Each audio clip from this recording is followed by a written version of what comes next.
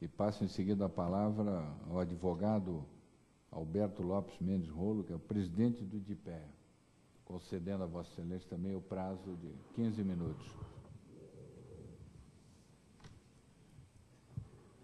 Então, prezado presidente Silvério Zebral, condutor da mesa, doutor Biscaia, deputado e procurador de Justiça, meu deputado, companheiro de São Paulo, Aldo Rebelo, jornalista Franklin Martins, doutor Brigagão, que deve ser parente, porque a minha mulher é Brigagão também, alguma coisa tem a ver. Aliás, é muito interessante porque ela é Brigagão Rolo. Então, veja só, Brigagão Rolo.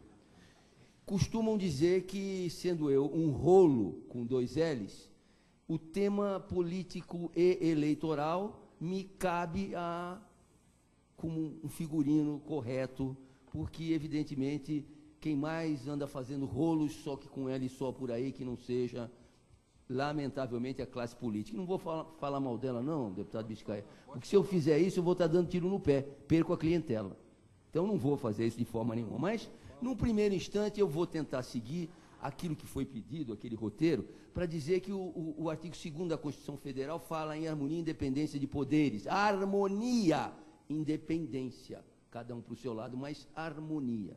E começando pelo Poder Judiciário, ele tem sim que existir e tem que servir como flanela no meio de cristais para examinar situações de dissenso entre o Executivo e o Legislativo. E o Poder Judiciário já está ficando atrevido, já está passando o limite. Ele está legislando, doutor Biscaia. O senhor vai ver na resolução que contou tempo para os partidos políticos nesta última eleição, a lei diz o seguinte: o tempo para o partido político na eleição advém da bancada existente no dia do início da legislatura, 15 de fevereiro, é isso? Ou 1º de fevereiro? 1º de fevereiro. Ali conta a bancada.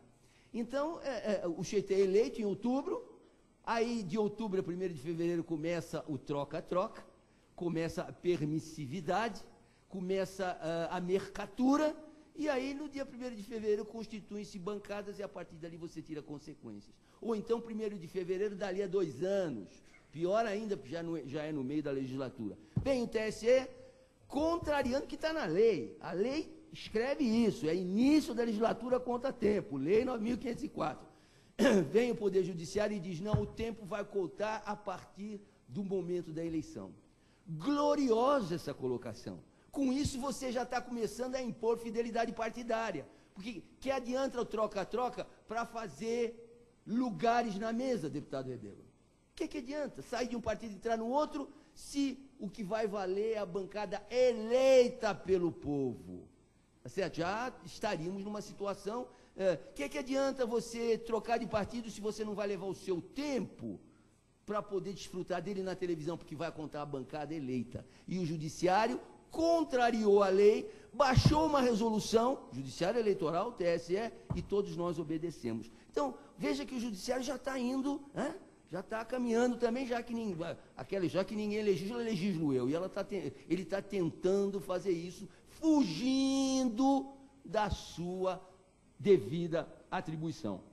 Bom, e o Poder Executivo como funciona? Ele executa, ele não deveria legislar, mas ele tem sim obrigação de legislar em determinadas situações. Por exemplo, criar impostos ou extinguir impostos, criar receita, eliminar despesa, é competência dele. E, inclusive, é competência dele o problema dos funcionários, criar cargos em comissão, porque precisa governar.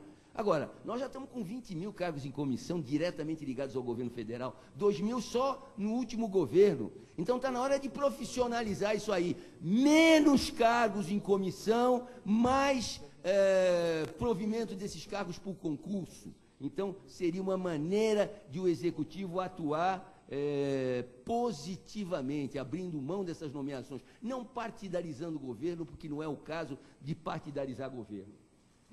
Vem o Executivo e usa as suas medidas provisórias. Muito bem, medida provisória tem que existir. Não existia o decreto na época do regime militar? Como é que você vai baixar o plano real, Você vai avisar todo mundo, olha, estou mandando um projeto, vamos examinar, 3 meses, bate papo dali, discute daqui. Quando você for aplicar o plano real, já não tem mais o que fazer, todo mundo já se abrigou das eventuais consequências, todo mundo já aumentou o preço para dar desconto, né? Eu que frequento Brasília com alguma intensidade, como eu recebo desconto nesses hotéis? O pessoal jogou o preço lá em cima, né, por causa daquela situação anterior, dos fiscais do Sarney, etc, etc. Então, medidas provisórias têm que existir, mas já houve um progresso e uma evolução, forçada pelo povo, forçada pelo legislativo, então você já tem a possibilidade de... Primeiro, já não reedita a medida provisória. Segundo, é 60 dias prorrogáveis por mais 60 e depois tranca a pauta. Então, ou vocês votam isso aí, vocês reclamam que eu faço lei, diz o Executivo.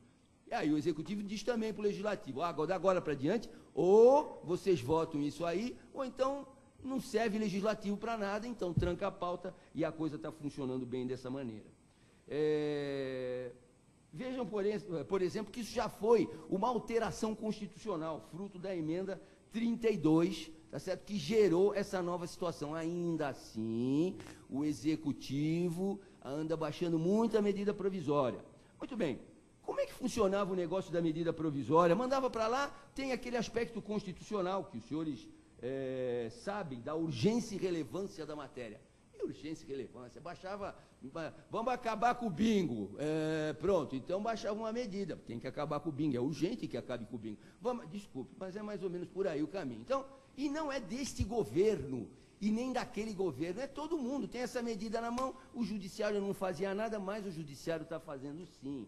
Há um acórdão lindo, porque aí é que está o algodão entre cristais. É um acórdão lindo do ministro Celso Mello, que já está começando aí pelo caminho, uma medida cautelar de ação direta de inconstitucionalidade, eu vou deixar aqui com a mesa, quem tiver interesse, de qualquer forma é a de 2213, MC, Distrito Federal. Que já diz o seguinte, não, nós vamos ter que examinar isso direitinho, vamos ver se é urgente, se não é. Então, é uma aula de direito que dá o nosso ministro Celso Mello, já caminhando como algodão entre cristais, para ajustar um pouco as peças e evitar que haja uma orgia de medidas provisórias, quando as medidas provisórias devem ser usadas em situações específicas.